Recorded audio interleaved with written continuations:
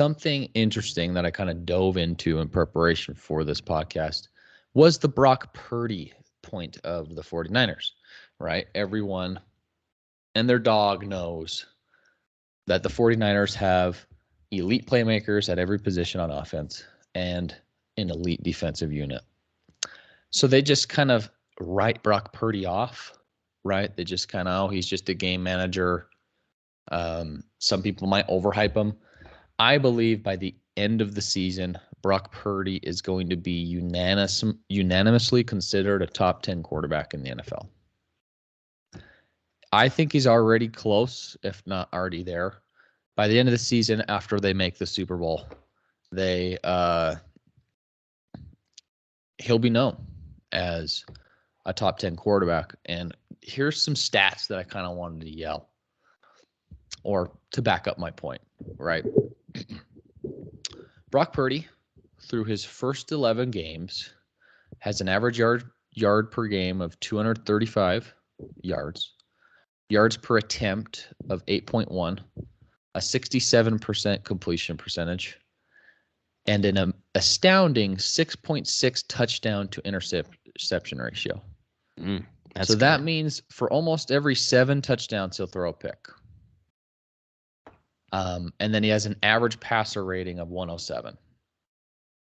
Those are in his 11 completely healthy games as a starter. I excluded the game against against Philadelphia in the NFC Championship game, because he only threw the ball like 5 times before he got injured. And even still, he completed a lot of those balls. So those are the stats: 235 per game, 8.1 per attempt, 67% completion, 6.6 touchdown to interception ratio, and a 107 passer rating.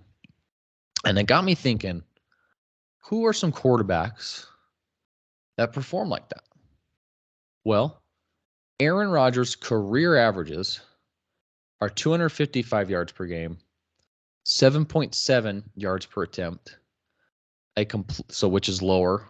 So 255 is higher than Brock Purdy. 7.7 yards per attempt is lower than Brock Purdy. Completion percentage of 65.3, which is 2% lower than Brock Purdy. 4.5 touchdown to interception ratio, which is a whole 2 touchdowns less than Brock Purdy. And a passer rating of 103.6, which is 4 points less than Brock Purdy. Tom Brady, the GOAT, right? I think Tom Brady's probably the most apt comparison. There was a lot of this Purdy's the next Brady because he was drafted in the 7th round, right? And he's in a similar situation with the teams that are ready to win, right? Brady has always had a team that's ready to win. Let's put it that way. His yards per game is a bit higher at 266, but everything else is lower. 3-1 touchdown interception ratio, 97 passer rating compared to 107, 64 compared to 67 completion percentage. So this Brock Purdy, man, is putting up Hall of Fame caliber numbers through his first 11 games. If you just compare it head to head against 2 of the greatest we've ever seen play football and their career averages, Brock Purdy has surpassed their production through his first 11 games. Now, it's only 11 games, but Brock Purdy is looking like one of those dudes if he can keep replicating this production. Yeah, and to kind of respond to the point you just made, I definitely feel like in my personal rankings right now, I'd have Brock Purdy in that 10 to 15 range for QBs. If he wins the Super Bowl, though, no doubt he's going to get a lot of hype, right? Second-year guy wins the Super Bowl. Last guy who did that was Patrick Mahomes. And we know he's not that talented, but it doesn't mean he's not good, and he can't be really good either, right? But this guy would definitely get a lot more hype added to him. I do think his numbers have benefited a lot from not only not having to start in the NFL right away, because I think sometimes rookie QBs when they have to start right away can be rough for them. He got time to practice, learn the offense a little bit before he got thrown in there. He has a great coach, right? Great coach who's great with QBs, who really brings out the best in guys. And I think that's where he is right now in his situation. He's getting the best out in him. He's, doing everything he's capable of. And I think that he also benefits from the weapons around him. But with that being said, even guys in that same situation wouldn't be doing the same things that he's doing right now. Right. So I think he's an interesting guy that does kind of feel like sometimes he gets written off a little bit because of how great everyone else on that team is. And he's definitely a guy to watch out for. I mean, I think he could easily be a Pro Bowl QB by the end of the year. Yeah, no question about it. I think we should start talking like we should start talking about this guy as a top 10 quarterback right now. But by the end of the season, I don't think there will be a doubt that he'll be placed in the top 10, when the NFL executives do their lists or Bleacher Report or ESPN or whoever else. He will be in the top 10. And to your point of like the situation and the coaching and the staff, Aaron Rodgers, sat 2-3 years behind Brett Favre. Tom Brady didn't start initially for his team. Patrick Mahomes came into the league and his whole first season pretty much he didn't play, right? So he definitely has benefited from not having to immediately go out there and learn the ropes and have extra time to learn the system. And he's benefited from having a fantastic defense and awesome playmakers. But most NFL greats have always either made their teams better that were already great or had to backpack like Dan Marino, right? So Brock Purdy, man, he's on a historic start that just gets overlooked because we have Patrick Mahomes in the NFL, right? The greatest I've ever seen do it. So I just think we should probably start talking about this guy a little bit more in terms of what he's able to do on the football field. Because all he does is really win, and he puts up very competitive numbers to two of the greatest we've ever seen do it.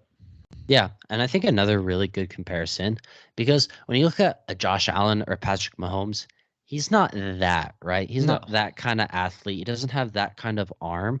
But you brought up Tom Brady as one guy that he plays like. I also think Joe Burrow is another one of those guys Yeah, who could be similar very mold. similar to, just a little bit smaller, but he plays almost the same, honestly. Like a pure pocket passer QB who can be mobile in the pocket. And if he clearly knows how to work the pocket, move around, be in the right place, right time. He has great footwork, right? I mean, it just sets him up for success right there. There's no question to me whose era this is, right? It's Patrick Mahomes' era. Everybody else is just kind of in it. Yeah.